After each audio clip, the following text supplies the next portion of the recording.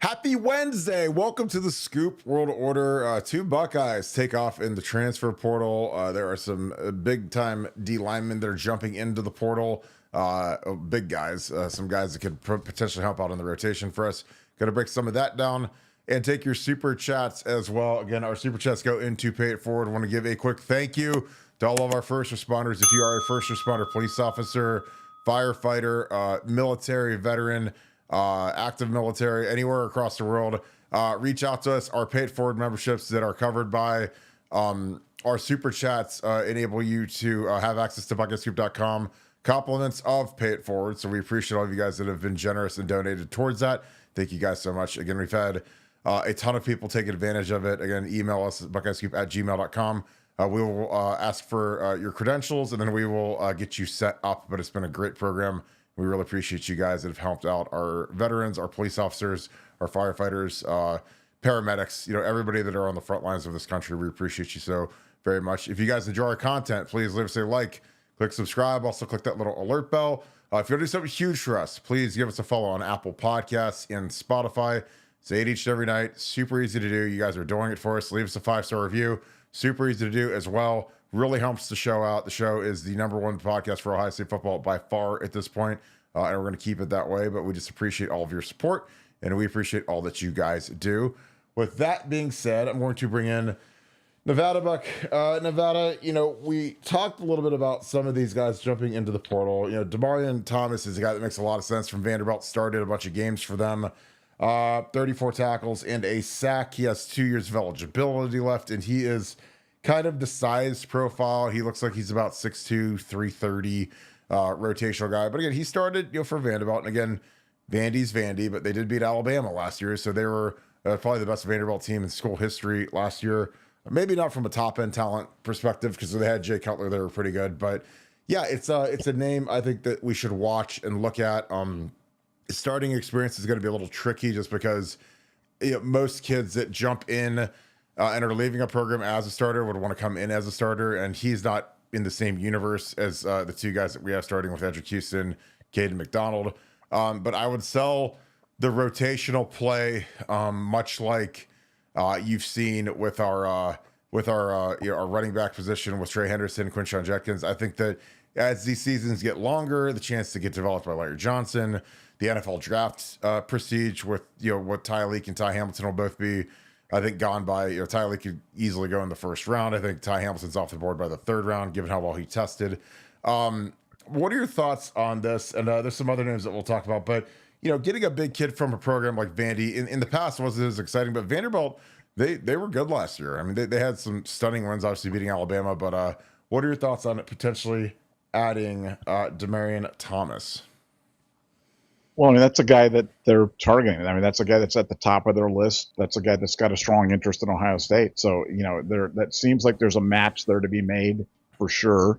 And, you're right. I mean, Ohio State is obviously looking for guys that can help, but, they're selling the rotational aspect of this thing. It's kind of like the Quinshon Trey thing.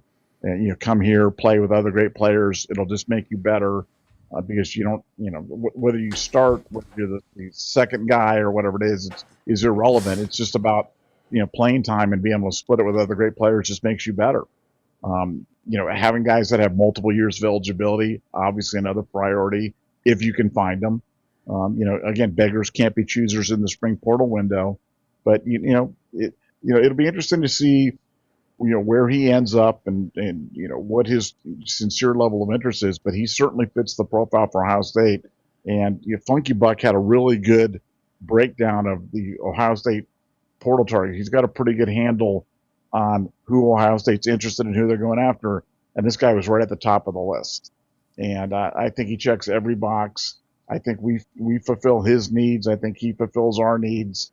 And if we can, I mean, now Ohio State's been pulling aces lately on everything that they're doing, from staffing to recruiting to whatever it might be. If they're able to pull off this in the second portal window and have as much success as they did, or relative success as they did in the first portal window, then I just don't see any reason why Ohio State can't be in the mix to the very end for the 2025 national championship. It's literally the only potential Achilles heel of this team is the defensive line. And the good news is they know it. The good news is the collective knows it. Everybody's been activated. There's total clarity regarding what they need and how they're going to go about going to do it. They're not only looking at defensive tackles, they're looking at quality edges as well. So, yeah, no, I think this guy's right at the top of the list. I think he checks every box. And I think we'll know here in the next 48, 72 hours whether Ohio State is a sincere player for him, because I know that he's at the top of their wish list. Yeah, I think it comes down to money. Obviously, what's the kid really about? Does he want to be developed? Does he want to get the most amount of money? I think starting is out of the question here, which that hurts Ohio State, is that our front line is so good. Could you sell a kid rotating and playing a third of the snaps? Because that's what I'd do. I'd say, look, you can come in, split time. You'll be fresher for the longer season. You have a chance to win a national championship. You're going to go against the best interior offensive line in the country, so you're going to get much better. You're going to get more NFL exposure, and you get to get coached by Larry Johnson. So again, that would be a pretty easy sell. On top of Mickey Marotti is going to get you in the best shape of your life. So I think when you go through kind of that whole plan, I think that it's really, really compelling. Now, again, is it just a strict money play? Because, a kid like this isn't going to be worth nearly as much as Edric Houston or Caden McDonald. And we've been frankly masterful with what we've paid kids and how they've been added. You're not going to bat 1,000, which we've had our Victor Cutlers and Tywan Malone so has to pan out some of these other guys, but we've also had smashing successes like Josh Simmons, Seth McLaughlin. Obviously, the penultimate is Will Howard, who's might end up being the best transfer in school history. Caleb Downs is right next to him, but I think that this thing's starting to flesh out. The portal officially opens tomorrow, or I believe it opened today, 18. So it's open, and I think that a lot of these kids are making their decisions, and it's not nearly as active as the first one in general, because these kids, usually if you're disgruntled, you're disgruntled at the end of the season, and you want to get somewhere so you can get in there for winter workouts and for spring ball. But things change. You guys see there's these late coaching staff changes, and sometimes guys don't mesh. And you see, Eddie George took over Bowling Green like it seems like a month ago or so, and that was obviously well after the first portal. So I think that this will be it'll be interesting to see what names jump in there, because realistically, there isn't a star in the portal right now. The Nico thing notwithstanding, looks like he's going to UCLA. There isn't a star. Not a single big time can't miss guy. It was funny, Zach Rice from North Carolina, who was the former number one offensive tackle of the country, jumped in the portal. He left Bill Belichick after a couple months, and he's done absolutely zero in his career, a complete bust at this point.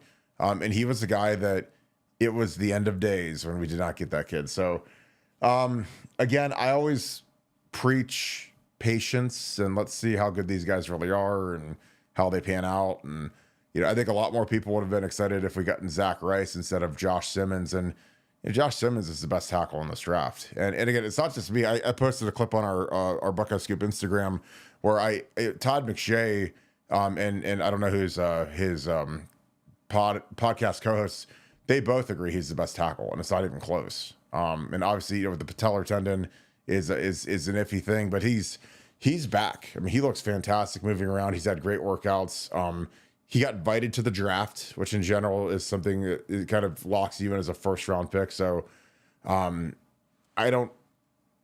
That's kind of a funny one, because I don't know how that's going to work, since his position coach is coaching the Arizona Cardinals now. But Josh Simmons is could the Cardinals take him? They got a top 15 pick. They could snag him and have him and Paris as their two tackles, and that'd be about as good as you could ever do. But I'm sure Ryan Day will be there. Brian Hartline will be there in Green Bay with Josh Simmons, just to get some TV time, some face time for the draft. I'm not sure what other guys we have going, but Josh Simmons is for sure going. So that'll be very, very cool to see him in the green room, get picked in the first round for certain. Nevada, a couple of Buckeyes have hit the portal. The vaunted Reese Stockdale, who is a great walk-on special teamer, good glue guy is in the portal, wants to go play somewhere. And punter Anthony Veneri, who I didn't know was on the team, and I know for sure that you probably didn't know either, also hit the portal. So two Buckeyes who had no roles basically last year, both took off. Wish those guys both well. Any thoughts on this? Again, these won't be the only two guys to jump in, but as of this minute, those are the only two guys that have taken off. Any thoughts on that? Well, like you said, every portal window from here on to eternity, we're going to lose guys. So it's just, rinse, repeat.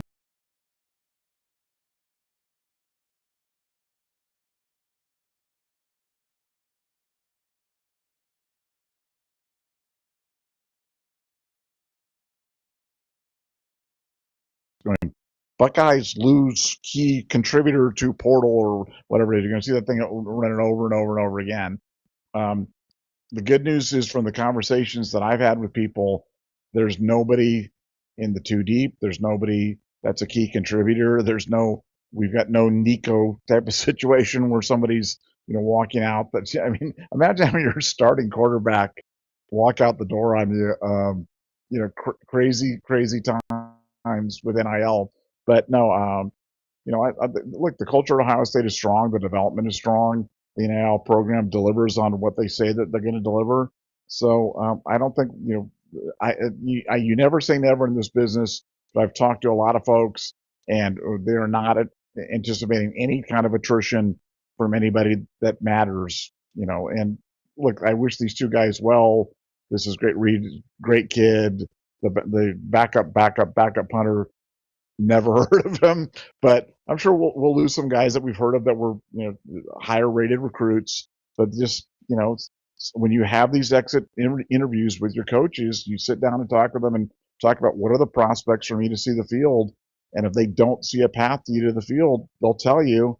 And at that point in time, I think you're doing yourself a favor, and I think you're doing Ohio State a favor by moving on, because it clears up cap space, scholarship space, and you get a chance to go and play. I don't need to recite the Joe Burrow thing again, but kids have got to play. That's why they came to college. These kids, they're we like to think of them as student athletes and all this other stuff, but most of them are there because they're chasing the dream of playing professional football. And the only way to play professional football is to play college football and play it at a high level. Unless you're Nate Ebner and somehow you can, impress somebody on special teams and go on to have a 10-year career in the NFL. But these guys want to play. I don't begrudge them one bit in terms of doing it. I wish them well. And I think we should, as a fan, you should brace yourself for other names, but it won't be anybody of substance. It'll be more of kind of what we experienced today.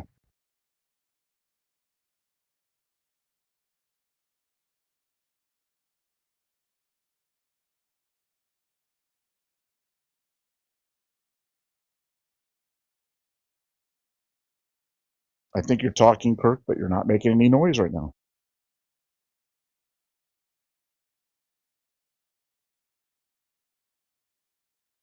Your lips are moving, but I'm not hearing any sound.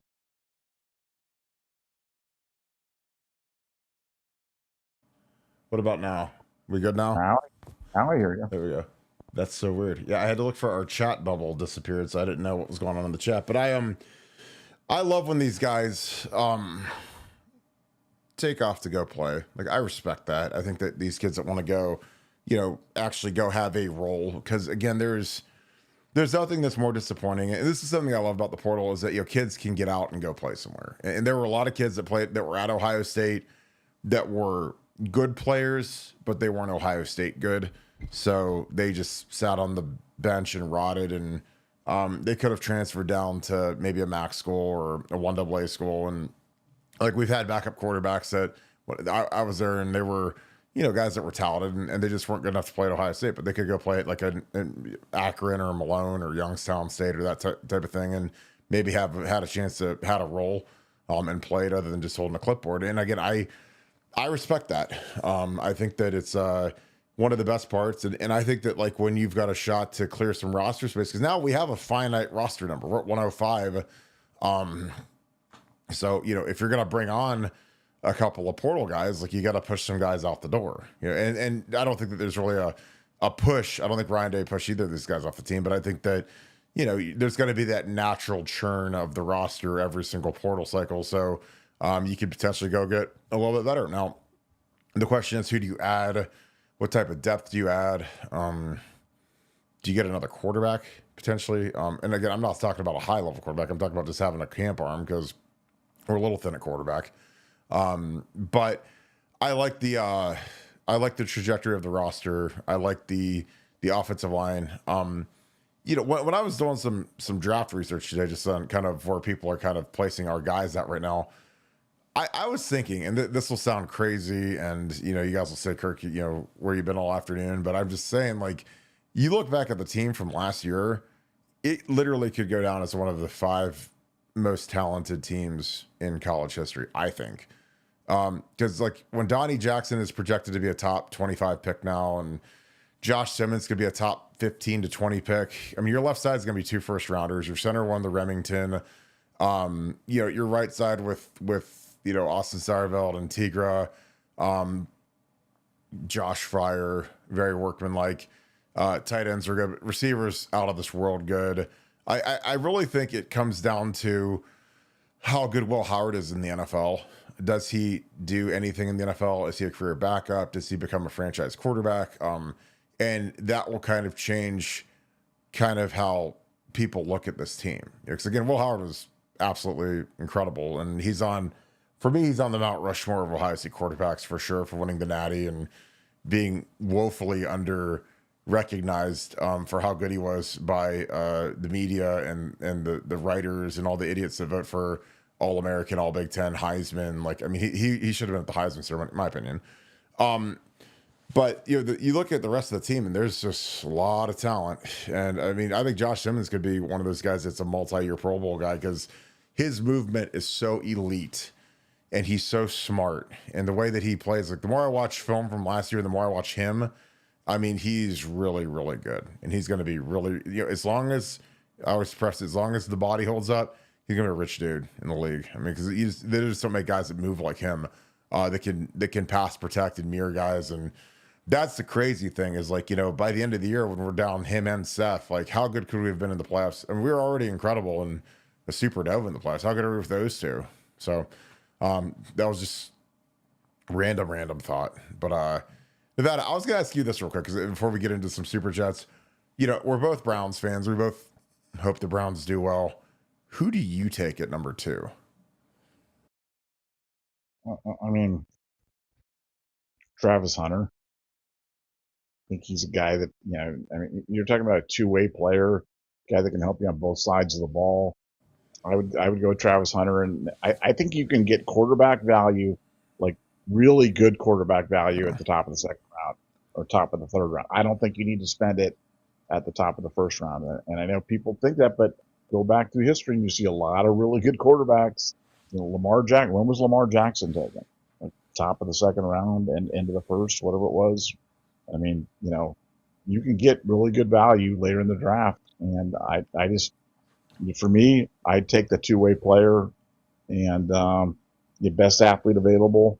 And then I start drafting Buckeyes off this super talented team. That's my thing. I think he's. Now I was going to ask you. I was going to ask you a quick question. Just you were Bobby Buckeye. Wait till December for the offer. Get the offer. Commit within 5 minutes. Get the offer. If you'd had your meetings and they said to you, Kirk, we just don't see a path to the field for you, would you have transferred? Absolutely. Yeah. Without question. Without question. You want to play, right? Well, yeah. I mean, like, I'm not gonna again. I mean, after the first quarter of the first game in 2004, when I was told I was going to rotate in like the third drive and early in the game, and I was going to rotate it right down, and I didn't play in the first half. I mean, your mind goes to that place where you're like, all right, is this? Because again, and this isn't anything about Jim Bowman, Jim Chelsea. We sucked so bad on offense in 2004 that like it was like they were scared to put anybody in. So we were just trying to beat Cincinnati that day because we were just horrifically bad on offense. But I mean, you go to that place and like, sometimes like, you get lied to. Like I didn't get lied to. And again, I had a great experience at Ohio State. I loved my career and accolades and everything. Accomplished literally every single goal except for winning a national title. So, and again, it's like I tell people, look, if you put a piece of paper in front of me and said, okay, this is going to be your career. You're going to start for 4 years, start as a freshman. You're going to beat Michigan 4 times. You're going to be a first team All-American and have a tree in the Grove. And you're going to be academic All Big Ten. You're going to be first team All Big Ten twice. Are you signing up for that? Yeah. I mean, every single time. Like, I mean, again, and you're going to win the Big Ten 3 times and you're going to be a captain. Like, okay, I say, well, what about the national titles? Like, I mean, you can't in general get everything. So I was satisfied with my career, but I would have been gone for sure. And again, I love Ohio State, but Ohio State it's a stopping point for everybody. Nobody stays at Ohio State forever. Not Ryan Day, not Jim Tressel, not Urban Meyer, none of the players. I mean, it's a place where you go to, it's a proving ground and you try to, get as much out of it as you can. And when it's done, it's done, and again, that's the thing about Ohio State is it ends for everybody. You rent the shoulder pads, you rent the jersey, you rent the helmet, when you're the coaches, you rent the sweatshirt and the whistle, and you do the best you can. So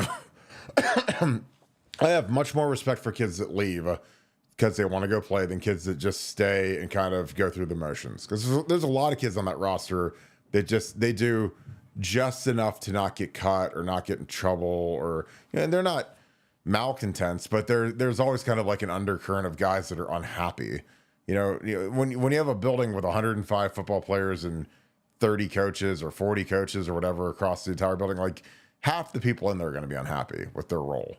That's just how it is. There's going to be guys that think they could do it better than the guys that are in front of them, whether it's a starter, whether it's a coaching staff member, whether it's an intern in the weight room. And that's just a big organization. So yeah, I'd have been gone in a heartbeat. And again, that's not a Kirk thing. That's just like a competitive, like, hey, I want to go play somewhere. Because if I wasn't going to play at Ohio State, or if I had some, if I would have been there and I would have came into class after like Corey Stringer and Orlando Pace or something like that, and and they were the same age and they were a year ahead of me and never going to play, or even worse, they're a year behind me. They're like, say I'm a sophomore and they're both freshmen and they're 2 Titanics out there. Like, I'm not going to beat those guys out. And I mean, I could try to play guard, but if it doesn't work, then I got to go bye-bye. So that's just my opinion. Again, I respect kids at Portal because they want to better their circumstances, their lives. And, and again, when you're Reese Stockdale and you look at the room and it's got Jeremiah Smith, Brandon Ennis, Carnell Tate, Phillip Bell shows up. You've got Mylan Graham. I mean, eventually it's insane. You got Quincy. I mean, you've got all these guys, and it's nothing against that kid, but I mean, those guys have more talent in their little toes than he has in his whole body. So at some point, you're like, yeah, this is insane. And that's fine. Like, dude, go play. And again, like, it's like Julian Fleming. Like, Julian Fleming left and went to Penn State and, was terrible there and ran a 4.75. And, he couldn't have beat out Carnell or Emeka last year. And crazy thing is 2 years ago, he was our starting Z, which is crazy. But I don't fault these guys that are trying to, to better themselves. What about you, Nevada? Would you have taken off? Yeah, for sure. I mean, I'd want to play. So it's as much as I love the school, and as much as that was be a dream, at the end of the day, you want to play. And, sadly, you could be the second best right tackle on the planet, but if the first best right tackle on the planet is playing in front of you, your booty is on the bench. So you got to just figure out what's right for you. But yeah, like I said, that's just my attitude about the portal in general. And that's why when these kids portal, man, you'll never hear me bad mouthing kids at portal. I think it's an honorable thing to do. I have a lot of respect for them. Now, I'm not talking about the Nico NIL holding them up for that. I'm not talking about that. But I'm talking about these kids that came there. They either walked down to Ohio State or came to Ohio State with the best intentions, and it just didn't work out. And there's nothing wrong with saying something didn't work out. Sometimes it doesn't work out. Like I said, I respect those guys that move on, because the worst thing you can have is somebody who's unhappy, malcontent, trying up a roster spot, and just being unhappy and being a cancer in the locker room. That does nobody any good. Yeah, and honestly, that happened to me in the NFL. Like my NFL, I had the strangest NFL career maybe ever because I was on so many teams, and it was sometimes I was like, I didn't have a choice. I got claimed on waivers, but at the end of my rookie year, I had a chance to stay with San Francisco or go back to the Detroit Lions. Or it was actually the end of my second year, and I was on San Francisco, and your contract's up after 1 year when you're a practice squad guy, and I ended up going back to Detroit because I loved the O-line coach and I loved the organization and I really liked Jim Schwartz, and so I went back there because the summer leading into that season, I was having the best training camp of my life. Like I was balling, and like literally in the third week of camp, I tore my hamstring. So I was out for 3 months with a torn hamstring. It was terrible. And then when I got healthy, they were full, and the 49ers wanted to sign me like immediately. There's this rule where if you get an injury settlement, I got an injury settlement, so I got released by Detroit, but they had to pay me for the time I was hurt. I was able to sign with San Francisco and kind of double dip, because if they sign you that the length of that thing, you can't sign with the team during that, and there's like a couple extra weeks thrown onto it. So I actually was able to double dip because San Francisco, like I got healthy early, and they wanted to sign me. So I was like, well, let's just go to San Francisco, which was a great organization too. I mean, it was like two of the best organizations in the NFL, in my opinion. But at the end of that year, Detroit wanted me back, and I was like, all right, I'm going to go back there because I loved George Yarno. God rest his soul. He was a guy who's passed away since he's been done with Detroit, and he was with Jacksonville. So great dude. Carlos Loughlin is getting sued by Oregon, which is interesting, for breach of contract. This is from the Oregonian, which is, from OregonLive.com. It says the University of Oregon is suing former running backs coach Carlos Loughlin due to a dispute over the buyout amount. The school claims it is owned by the Ohio State assistant. University of Oregon filed a civil suit against Carlos Loughlin for breach of contract in Lane County Circuit Court earlier this month, claiming that when he left for Ohio State, he owed Oregon a buyout of 50% of his remaining salary through the full term of his then recently signed contract, approximately $400,000 within 60 days, and he has yet to pay the school. Loughlin's attorney claims Oregon is making an untenable interpretation of the contract. Oregon claims when it contacted Carlos Loughlin's agent to request the payment of the buyout, Loughlin took the position that the amount due is $200,000. The contract Loughlin signed at Ohio State last year states it would pay him $200,000 towards a buyout at Oregon. So that's kind of interesting. Noting this apparent discrepancy, the Oregonian/Oregon Live asked an Oregon Athletics Department spokesman for clarification about the buyout amount requested, and was told $366,000 and $666.07, which is $400,000 prorated based upon the February 1st to April 31st contract, January 31st, 2025 contract year. That was accurate. So Carlos Loughlin mailed a check for $200,000, and it was returned by Oregon. And so there's been a dispute and a lawsuit. Nevada, I don't know if I've ever seen this before. I'm sure that people get sued over coaching contracts all the time. It doesn't make the news, but I don't think I've ever seen like a dispute like this over a buyout. Because usually I feel like when a school wants a coach, they pay the buyout to get the coach. At least that's what they do for head coaches. But position coaches, I'm not sure. Any thoughts on this? This is a little different. Well, I mean, this is about a contract interpretation, and obviously, Loughlin and his agent feel that the way that it reads that they only owes $200,000. That's why he negotiated $200,000 with Ohio State, and so contractual disputes happen every single day. There's always things, the way contracts are written, things are open for interpretation, and reasonable people can have different opinions on things. So to me, this is just kind of noise. I'm a little surprised Oregon would take it to court over this, but clearly somebody's got to be in their bonnet about him leaving, and so they're going to try to enforce their rights. But I mean, rich people problems. I mean, Lockman's making a lot of money right now, so whether it's 400,000 or 200,000, I'll tell you how this ends. They negotiate. It ends up being 300,000. He writes them a check, and then we move on down the road. So much ado about nothing. Yeah, I agree, but it's just interesting. 'Cause like I said, I don't remember the last time we've had an Ohio State coach get sued over a contract, like leaving a school. Because I mean, it happens.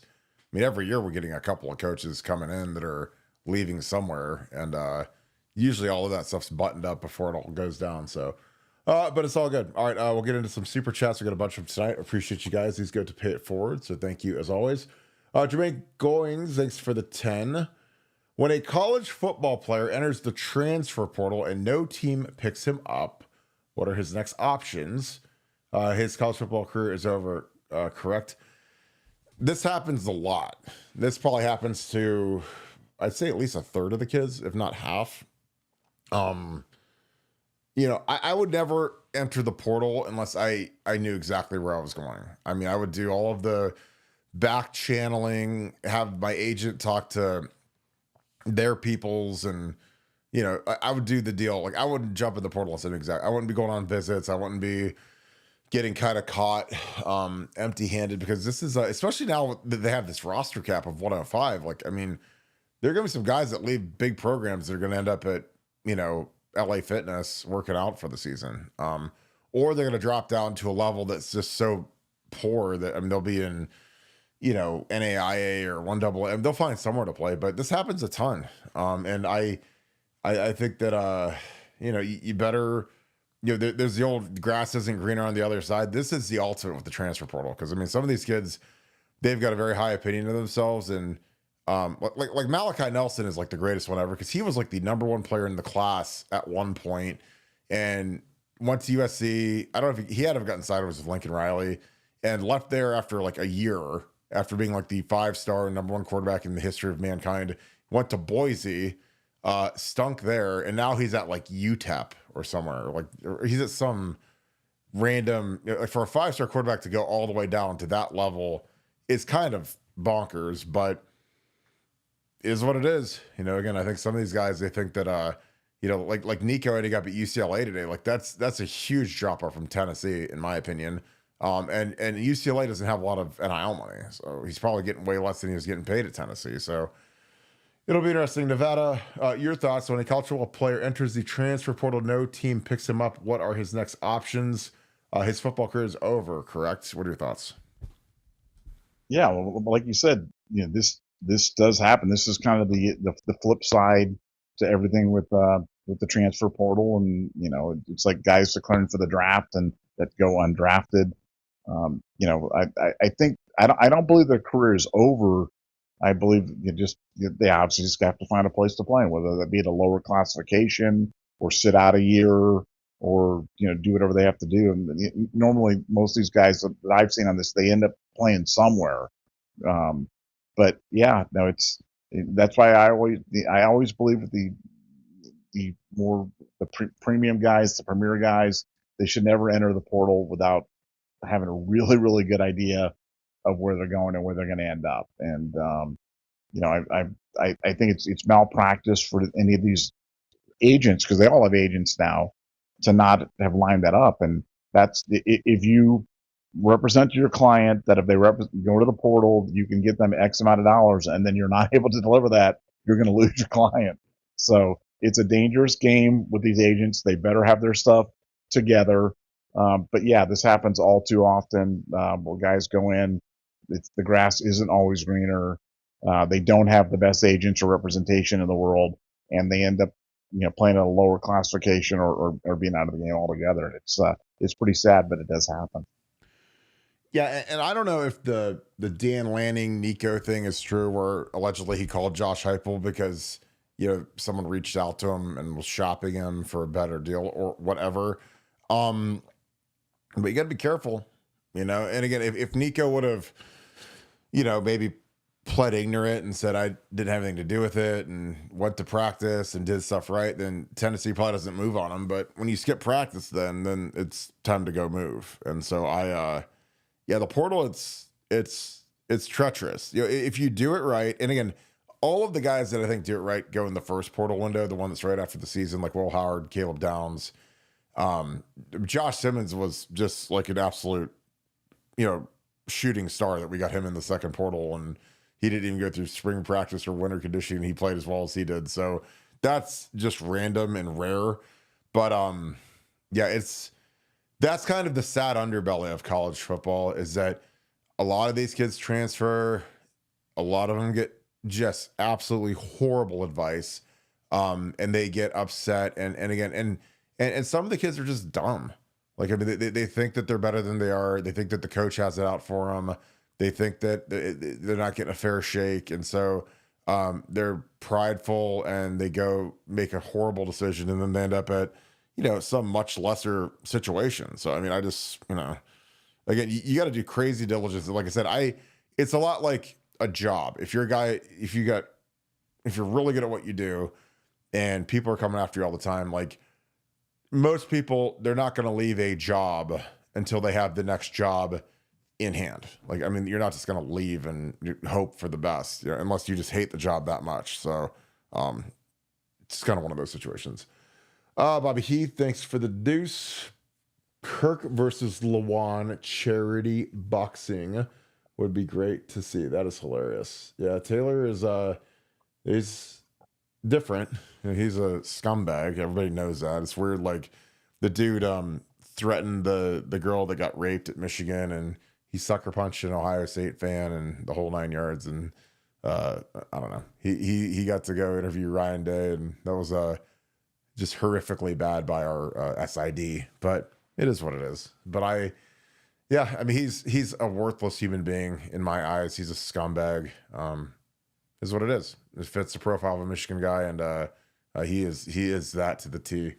Nevada, your thoughts? Kirk versus Taylor Lawan at charity boxing. I love charity boxing because those are fun things to bet on. Thank you, Jake Paul.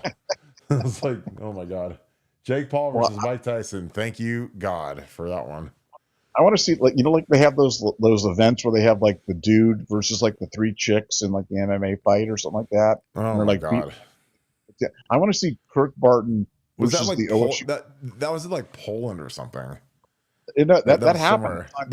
I mean, folks, that happened on like, it was on Twitter where like it was a sanctioned fight, and it was like 2 guys versus 6 girls, and I was like, it was really hard to watch, honestly, and it ended how you expected it to end, but it was just like people are. No, but I want to see you versus the Beat. You put Biddle in there, and Kevin Noon and some of the other guys there in the thing, and versus Barton. It could be like a 9. Oh my God. Type of thing. Oh my God. That would be awesome. That would be like made for TV television, baby. The beat versus the bear. The Beat versus Barton. The bear always wins. Oh my God, is that funny? That would be awesome. That'd be amazing. Yeah, that would be pretty funny. So if anybody can put that together, we accept. We accept the. Oh my God! Sign me up, please. D Sunny, thank you for the 5. Thanks, Nevada, for bringing up Pepe Pearson yesterday. The Cooper era gave me many good family memories as a kid, and that name brought them back. Nevada, your Pepe Pearson reset has gotten a lot of great play. I was always a little surprised he didn't do anything in the NFL. I didn't mean that as a diss to. I liked Pepe Pearson. I went back and looked at his stats, and they were kind of. I used to wear his jersey. He was 29. Like, he had that long run. So I mean, I used to wear a Pepe Pearson jersey. Swear to God. So I mean, I thought like after Eddie George, he was going to be like first round running back like Eddie George. Then he didn't even get drafted and didn't play at all in the NFL. So it was like, I just thought that every guy that was that good and had those long runs, and then again, you look at the stats, and then you look at like Trey Henderson. You're like, yeah, maybe it was just a little revision. Maybe that Rose Bowl carried a lot of weight. I don't know. Was he? I can't remember, but I'm because I've kind of blocked the game out of my mind. But Was he the one that got pushed out at like the one in the '96 game? We had to settle for the field goal in the spring slips game. Was he on that team? Yeah, he was on the '96 team. I mean, his last game was the Rose Bowl, I believe. I believe. Okay, then he definitely was in that game where I think he got pushed out deep in the thing, and we didn't score, and we were up 9-0 at halftime or whatever the heck that thing was. We ended up losing that game. Um, I think that was him. I think it was down the right sideline. I can still see the player going. I don't remember who it was, but Pepe, if it was you, you needed to get in the end zone. If it wasn't, I apologize for disparaging you. Totally agree. So we shouldn't miss any. Yeah, I got all three of these. Thank you. Nick Bond, thanks for the 5. Appreciate you, my dude. Bryce Underwood is fat, regardless. Either is a loser and stays or hits the portal after the hammer drops in a few months. Is he fat? I don't know. Did he get fat or something? Is there like some photo of him circulating online? Because I've read that he's fat. There's a picture of him where he's definitely fat. Now the problem with pictures is you don't know. I mean, that could be a picture of Tim Conway from like 1974 or something like that. And you just don't know if it's really him, with the thing on it. But if that picture is legit, he's a fat dude. I just don't know if it's a legit picture or not. That's all. But there is a fat picture of him circulating right now. So, but regardless, I don't think I think it's really hard for any true freshman to come in and play quarterback in college football. And for Michigan, good luck with that. Just I'm so excited to watch them play this year because I think he's going to really struggle and I'm all about that. So that'll be fat, skinny, or whatever. But I think he is fat.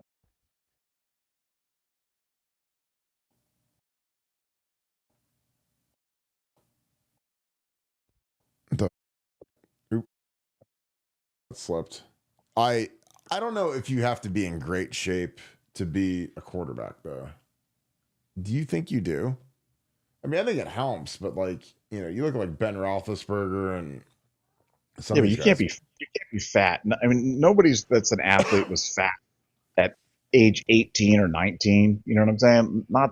I mean, like if you're fat at 18 or 19 at a skill position, then that's that's that's kind of tough. I just like I just can't believe that's really his body. If that's really his body, then like he's got a body by Hostess Twinkies or something like that because he's not looking too sharp. But I doubt anything I see on the internet and with you know Photoshop and everything else like that. I just can't believe that's really him. Yeah, I mean, really, it's just with AI. I mean, people use AI to make their stuff look better or worse or whatever. So I don't know. Like, I look at it and he does look fat, but let's see if he's real. DW, thanks for the deuce. Robbie Harrison at 200 or 325-pound defensive tackle from Indianapolis transfer or from Indiana, excuse me. I have not seen him. I'll watch him and see if he's any good. Again, there's going to be more names will hit in the next few days, and that's going to be something that we're going to look at. I don't think that there's going to be a superstar who jumps in the portal on the D line because again, those guys are hard to find anyways, and the guys that are good are getting paid where they're at. But I'll look at Robbie Harrison and see if he's any good. Again, the hard part of Ohio State is like, it's not like we need a starter. We need a bench guy. So, the guys that we would want are guys that are starters from other teams. I mean, you're not going to want to, pay a backup and then, to be a backup. So that's the hard part for Ohio State. But I got a question on that. I mean, are they really back? I mean, like, was Quinshon a backup this year with Travion? I mean, I don't think so. I mean, I think on the defensive line, I don't think there's anything. I don't think there's in today's way they play defense. I don't think there's truly backup guys if you've got elite guys that can split time. You're just splitting time, keeping each other fresh, going out there and rolling. Because, I mean, look, what was Tennessee rolling? Like 8, 10, 12 guys on the defensive line last year? I mean, the defensive line, you play better than anybody. They played so many dudes and they keep rolling them out there. And it would just seem to me that starter, backup, whatever. It's all about just being fresh when you're out there and having somebody else that's capable to do it when you're there. I mean, I know that's how Ohio State's selling it, and I just do you think that's going to be a tough sell? Well, I don't. Here's the thing. I think that it's different by position because I think like with Quinshawn, like if you just blindfolded me and say, Kirk, what was the percentage of snaps played, not carries, not touches between Quinshawn and Trey? I would say pretty close to 50-50, maybe 55-45 in terms of one or the other. I don't know, but pretty close to 50-50. Like on the D line last year, like I just think the guys like Jack and JT are probably playing 65-70% of the snaps compared to Caden Curry and Kenyatta. Again, especially when it's crunch time and it's and Ty Leak and Ty Hamilton probably 55-60%, I'd say. And again, I could be wrong, and anyone that's got a snap count available, please correct me if I'm wrong. But again, I agree with you. Like if I'm a defensive tackle and you say, look, you can play a third of the plays and you can rotate between 3 technique and 1 technique and you can back up both guys and it'll be like a kind of like I said, like with the cornerback rotation where they were rotating the guys. Like I thought that was great and kept guys fresh and kept them from pulling hamstrings because they didn't get too much overload. But I think it's different by position, and because like D line, like those guys all want to rush on third down. That's the thing that if you want to go make your mark in the league and have some pretty statistics. Like I had 6 sacks as a as a redshirt junior at Ohio State, and okay, your first round pick, okay, 4 sacks, 2 sacks. But if you're playing backup snaps, you're probably gonna have 1 or 2 sacks maybe. So again, I think it's different by position, but I'm not saying like I wouldn't want to rotate. If I was, I'd rather be kind of the third D tackle at Ohio State than the starter at Vanderbilt. That's just my opinion, because I think that you've got a better chance to not only learn from Larry Johnson and Mickey, especially when you're a guy like the Vanderbilt guy's got 2 years left. I think it would add a lot to your potential NFL career, especially like if Cade McDonald takes off after this year. I mean, you could be starting your senior year and away you go. But again, I don't know. Like I said, I just think it's different because those guys really want to rush the passer on third down, and there's only so many spots. And but he's not much of a pass rusher. He only had 1 sack last year, so maybe that doesn't even matter. I'll look at Robbie Harrison. Taz, thank you for the 5. Appreciate you. Did the spring game reveal anything to you about the run scheme we'll be running under Brian Hartline? Are we keeping the pieces Chip left? Is there a drop off? Yeah, I mean, we ran a lot of the counter stuff that Chip loved, and we didn't see a ton. We didn't run any zone read, or we might have run a little bit with Tavian, where he kept it. Obviously, when you're in a black jersey, you can't really run read option, but I thought it looked similar to what we ran in the playoffs, where we did a lot of the counter stuff, where you pull the backside guard, and we like to really pull the tight end a lot, which is a different kind of type of counter. As opposed to, there's some teams that pull the backside guard and tackle, and they leave the tight end on the backside to kind of clean that up. So like I said, it was a very vanilla running game just because it was the spring game, but it looked good to me. I mean, the thing I care about this is there are combination blocks. Like, do our double teams look good with our offensive line? And I thought they looked great. And for that point in the spring, and you got to remember when you're playing offensive line and the guy next to you is changing every day because they're rotating guys with the 1s and 2s and 3s. Like, sometimes the double teams suffer because you don't have any chemistry with the guy you're playing next to, or you have minimal chemistry, as opposed to, like, I played with TJ Downing my whole first year or my whole second year. He didn't start when I was a freshman. I played with Mike Nee, played with TJ for 2 years. I played with Ben Person my senior year. And so I didn't have a bunch of guys rolling next to me. I had one guy pretty consistently. And we were able to really get good at double teaming guys because we did it in practice every day. And so that carried over to the game and it got real consistent. So I loved the running game. I thought Brian had a really nice day calling the plays. Obviously, when a team can't blitz, it's going to look a lot easier, but we still had to block them and we still had to make the throws and catches. And I thought it was a really, really good job by Brian. Nevada, your thoughts. Did the spring game reveal anything to you about the run game scheme we were running under Brian Hartline? Are we keeping pieces Chip Kelly left? Is there going to be a drop off? What are your thoughts? Yeah, well, no, the way it's been described to me is that because I've asked the same question about, how is Brian calling the games, and, philosophically, where is he's at. And what's been told to me is that the run concepts pretty much stay the same. Um, the passing game obviously evolves with the more utilization of the tight end and the running backs in the passing game. So I think that's, as a fan, that's what you should be expecting. You should be expecting a running game that looks similar to last year in terms of how we operated, the running game, and a passing game that, obviously is wide receiver centric, but involves more screens and more tight end, passes and work in the middle of the field, and using them as an outlet on just about every play. And frankly, that's what we saw in the spring game, and it was fantastic to watch. And I thought Brian called a heck of a game. And as you said, the blocking looked crisp, considering the guys were not only working with new guys, but working at different positions. They were all cross training on multiple positions all throughout the spring. So as you said, continuity certainly fails, but they certainly got it together. We're blocking really well, and I think the offense is going to be really, really fun to watch and operate at a really, really high level in 2025.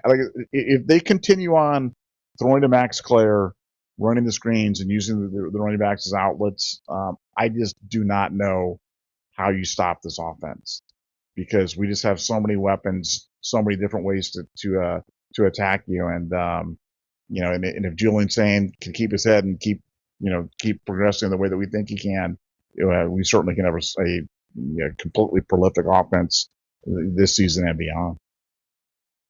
Yeah, I agree. I think that, Brian being with Chip is probably the best thing that'll ever happen in his career. Because Chip is such a great running game guy, and I think that he's going to probably be a good home for Brian for the rest of his career. I mean, probably not going to talk to him a lot now because Chip's got a lot on his plate trying to make the Raiders decent. They've been terrible for years, but I think that Brian learned how to coach players, how to coach coaches. Because that's the thing, is like when you become the coordinator, like you're the head coach of the offense, so you have to coach the coaches how you want things done. And I think that that's something he'll be more assertive. Just continuing to grow the offense and stuff. Because I think our offense is gonna be awesome this year. I can't wait to watch it. Shannon Boyle, for the 10. Appreciate you, my dude. I know it makes me a hater and an old head, but best of luck to the transfers. Life in the big city of Ohio State when you're on top. Yeah, I mean, I don't think you're a hater. I mean, I think that it's just part of reality, because you got to understand, like, guys leave, but I mean, when you look at the players we've lost in the portal versus the players that we've gained in the portal, there isn't a school in the country that's been a bigger winner than Ohio State, and I don't even think it's close. I mean, we've been just absolute assassins in the transfer portal, and I love it. And so again, I am, like Nevadabuck, we're the two most pro Ohio State folks on earth. We're the most pro Ohio State podcasts. We're the most positive Ohio State podcasts. This is great for Ohio State because we can go and get Seth McLaughlin or Will Howard or Caleb Downs or Julian Sain. I mean, you look at the haul we got last year. I mean, we got Will Howard and Julian Sain last year, and Caleb Downs last year, and Quinshon Judkins last year. I mean, just like insanity, how prolific we were, So I don't know. I mean, I don't know anyone doing it like us, but it just is what it is. So I'm excited about it. Nevada Shannon Boyle, he has thanks for the 10. He says, I know it makes me a hater and an old head, but best of luck to the transfers. Life in the big city at Ohio State when you're on top. What are your thoughts, Nevada? Well, I mean, where does Ohio State go last year without Caleb Downs, Will Howard, Seth McLaughlin, Quinshon Judkins? I mean, we're not winning the national championship. I'm telling you that's for sure. And you're right. When you go on the assets and liabilities list and list all the assets that we've added in the portal, and then list the guys that we've lost, yeah, it's not close. Ohio State's playing the portal game as well as anybody in the country. They're probably better than anybody in the country. They're certainly smarter. And I totally expect that to continue on into the second portal window, and that's why I'm very confident that they'll add two key players, and they'll be on the defensive line. And they know those are the missing pieces, and they're going to go get them. Yeah. Nick Ma, thanks for the 5. Don't forget, our next big recruiting event is on the NFL Network coming up. Yeah, I mean, The draft is going to be huge. I do not know who has been invited to the draft, who's going to the draft. Let me see if I can find a list of who was invited to the draft. Nevada, Nick Ma said, don't forget our next big recruiting event is on NFL Network coming up. Yeah, it's next Thursday. Um, the first round of the draft will be in Green Bay, which will be exciting. And I imagine that I want to see if I can see who has been invited to the draft. Because I mean, you'd imagine. Let's see who's going to be there.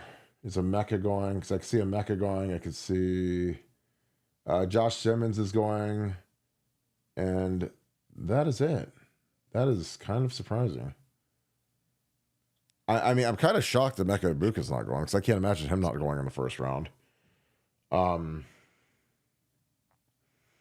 This is an interesting list. So the draft invitees that are going are Tyler Booker from Alabama, Jihad Campbell from Alabama, Will Campbell, offensive tackle from LSU, Abdul Carter, Jackson Dart, Matthew Golden, Mason Graham, Travis Hunter, Ashton Genty, Will Johnson, Tet McMillan, Jalen Milrow, which is the eyebrow raiser, Josh Simmons, Malachi Starks, Shamar Stewart, Cam Ward, and Mikhail Williams from Georgia. That is Jalen Milrow. That makes absolutely no sense to me. I mean that one is insane to me. But yeah, I mean, if he goes in the first round, then I just don't know anything. I don't think. But again, when Anthony Richardson can go third overall and everybody knows that he's not going to be good, I mean, he could run like the wind and he's a tank. But I mean, like throwing the ball is just hard to watch. And he no, I think Jalen Miller legitimately stinks. Like I really, he's not a good quarterback. And the idea that he's going to go in the first round, which again, I feel the same way about JJ McCarthy. So, what do I know? But yeah, Jalen Milrow in the first round, that makes absolutely zero sense to me. Yeah, it's kind of a weird list. I mean, because Shador is not going, but Travis Hunter is going. I'm really surprised Emeka's not going because I mean, I feel like Emeka's going to be a top 20 pick unless he's not getting good feedback, or maybe he just wants to be with his family. Again, I don't fault anybody because again, it's in nothing against Green Bay, but it's not in Vegas or New York or you're going to Green Bay, so it's. Oh man, don't start with the Green Bay slander now. Well, it's not slander, but it's just not cool, well, dude, nothing's cooler than Green Bay. Green Bay's like so cool. It's like football. It's so football. I mean, that's a take. I mean, I'm sure it's cool when the Packers are playing. It's a playoff game and they're good, and I'm sure. But like, would you just go to Green Bay? No. I mean, would you be excited to go to Green Bay? No. Like if this draft's in Vegas, like I mean, guys get to go stunt, get to go shopping, get to go. No, but you go to Vegas for the draft, and then you're there and you're going, do we really have to go to the draft, or can we just watch it on TV and kind of do a thing? Like you don't even go to the draft. I mean, so that's a completely different thing. But man, Green Bay's got so much history. I mean, there's no place like Green Bay. If you haven't been to Green Bay, there's no place like Green Bay to watch a game, to go to the museum, to see everything that's going on. It's just it's old time football. There'll never be another professional sports franchise like the Green Bay Packers, community owned in a small little town like that. Never going to happen. Will never be replicated anywhere. And it's great. It's a national treasure. It's a national treasure that I will never see, but it sounds great, and I take your word for it, so that you love it. It's awesome. It's awesome. I love it. I do love it. So that's great. Well, let's wrap this thing up. Any final thoughts? Let's wrap the show. We got the draft coming up, and we have a bet with Yoder. 13 is a push, 14, and we're cashing 2,000. So we are going to be counting down every draft pick. Oh my God. I will be glued to the draft wire there, waiting, counting it off. We'll have a big board. We'll slash them down on the names as we're kind of going through there. But yes, we're rooting for. We got to get to 14. 14 guys drafted. Nevadabuck and Brick Carton are. We're gonna do the money dance, like the money from Indecent Proposal. We'll just throw it up in the air and just bathe in it. It comes down to like Cody Simon and Lathan Ransom, like one of those two getting drafted, I think. And those are, I can't see a universe where Cody Simon can't go in the first in 255 picks or whatever it is. Like there's no That would universe he seem doesn't get drafted. that would seem. I think Cody Simon's a first day starter. I think he's a first day starter for an NFL team. I don't understand, but again, I mean I watched, like I said, I watched the Packers. Could Cody Simon start for the Packers? Yeah, he's way better than Quay Walker. I can tell you that. I mean, yeah, and Quay Walker is a first rounder. And he know. stinks. He Quay Walker is the stinks. dumbest. Quay Walker broke the NFL record for striking opposing staff on the sideline in this one season. The old record was 0, and he did it twice, and in the same season. 2 different guys. Never seen that Genius. before. Genius. Real men of genius. Hitting staff members. That's you know what that's called. That's called I'm a first round pick. Because when you're undrafted and you do that, you get cut. I'm a moron. And I'm a moron on top of it. It's so bad. Beth and Karis, thanks for the deuce. Says Papa Bear disagrees. I don't know if that is Papa Bear Karis, if that is Papa Bear George Hallis, if that is Papa Bear Nevada, but somewhere Papa Bear is disagreeing with me. So I think Papa Bear Hallis. Papa Bear Hallis is yeah, but Chicago, man. I mean, old Soldier Field and Green Bay. Go to Green Bay. Anybody who's been to Green Bay, they know. You know. Even Bears fans, they know. When they go to Green Bay, they're like, "Wow, this is special."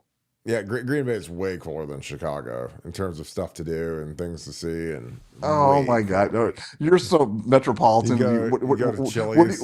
Where do you live in, like Lewis Center, Ohio? And you're like, you sound Columbus. like you're like from Soho or something like that. But you're so Columbus cool. Is the new Soho, dude.